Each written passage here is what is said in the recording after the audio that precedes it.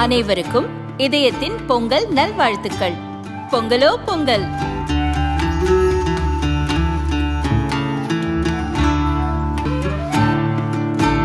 அனைவருக்கும் இதயம் மந்த்ராவின் பொங்கல் தின நல்வாழ்த்துக்கள்.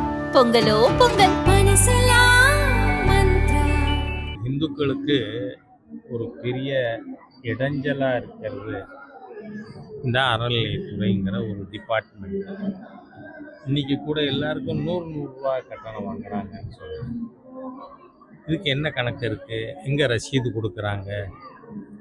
இது பார்த்தீங்கன்னா இந்த திரவிடியன் ஸ்டாக் அரசாங்கத்துக்கு அந்த கோல்டு மைன் 2 தான்.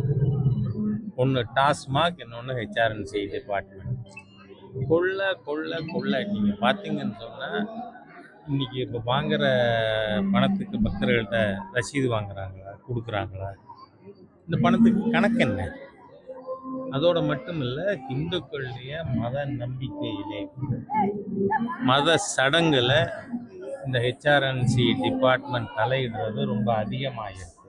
நான் என்ன சொல்கிறேன், ஹிந்துக்கள் யாரும் ஸ்டாலின் ஏன் காஞ்சிபுரத்துக்கு வர்றாரு கேட்க போகிறது இல்லை, யாரும் அதுக்கு எதிர்ப்பு தெரிவிக்க போகிறது இல்லை. அப்படி இருக்கிறத ஆண்டவனுக்கு ஏகாம்பரேஸ்வரருக்கு அந்த 30 கோடி ரூபாயில் காஞ்சி மடத்தால் அளிக்கப்பட்டிருக்கின்ற ரதம் மக்கள் தரிசனத்திற்காக ஆண்டவன் அதில் வர்றதில்ல. காவல்துறைக்கோ அறநிலைத்துறைக்கோ என்ன ஆட்சேபனை? அதை ஏன் தடுக்கணும்? இதே மாதிரி நான் கேட்குறேன், நான் வந்து எல்லா மதமும் ஒன்று தான். ஆனால் மாற்று மதத்தினருடைய இம்மாதிரியான நம்பிக்கைகளுக்கு எதிராக அவர்களுடைய ஆலய நிகழ்ச்சிகள், ஆன்மீக நிகழ்ச்சிகளுக்கு எதிராக செயல்படுறதுக்கு காவல்துறைக்கு அரசாங்கத்துக்கு முதுகெலும்பு இருக்கா? செய்வார்கள். இதனால தான் கேட்க வேண்டி வருது. நீங்கள் இப்போ வந்து நாளைக்கு ரத ஊர்வலத்தை அறநிலையத்துறையோ அரசாங்கமோ தடுக்கலைன்னு சொன்னால் நாம் கேட்க போகிறதில்லை. ஆனால் மிக மோசமான ஒரு நடவடிக்கை. இதன் காரணமாக தான் நான் பல ஆண்டுகளாக இந்த அறம்கெட்ட துறையிடமிருந்து கோவில்கள் விடுவிக்கப்பட வேண்டும்.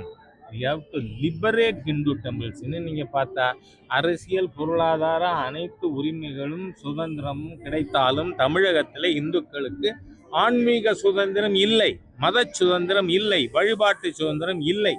அதனால் அது நாளைய தினம் இவர்கள் இந்த ரத ஊர்வலத்திற்கு தடை செஞ்சிருக்கிறது, அனுமதி கொடுக்காம இருக்கிறது, அது நிரூபிக்குது.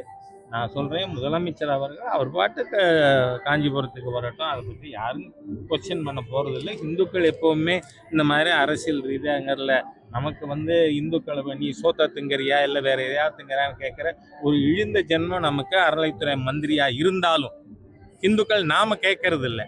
ஆனால் இவங்க திருப்பி இந்துக்களை துன்பப்படுத்துகிறார்கள். இது வன்மையாக கண்டிக்கத்தக்கது. நாளைக்கு ரத உற்சவம் நடக்க வேண்டும் என்று நான் கேட்டுக்கிறேன்.